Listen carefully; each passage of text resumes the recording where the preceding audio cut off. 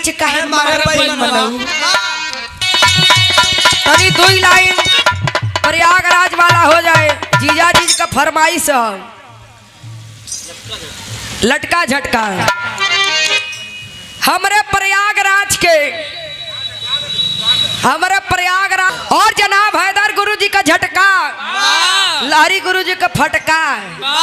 लहरी गुरुजी जब खड़ा हुए मंच पे कहीं घूम का मथुरा काशी भाई भतरासिन बाटू ना लहरी बन गया सन्यासी भाई भतरासिन बाटू ना।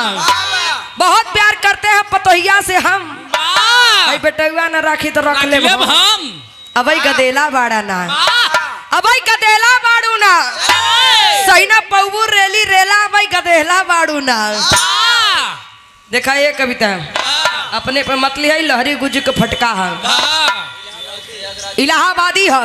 लेकिन जब दद्दा राम कैलाश खड़ा हुई मंच पे कुर्ता का टोप पकड़ के कहा सुनाई वाले मित्र बड़का भैया दुल्हन दुल्हन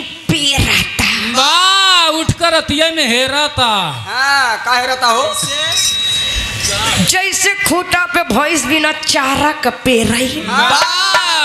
जमाना बदल गया बाबा वैसे दुल्ही अपने दुल्हा प्रदेश से चली तो दुल्हन के फोन लगाई कहीं हेलो बोलो अब का करत हऊ अब है बोरिंग करावत है इतनी रात का पल पल के खबर मिला था।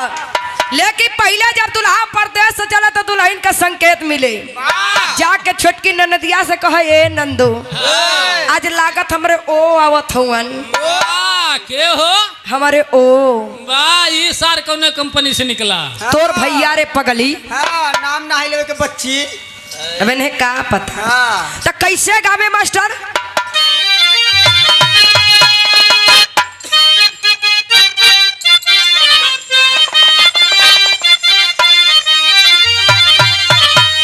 कि आज बड़ेरी बोले कि आज बड़ेरी बोले कागा हो जना राजा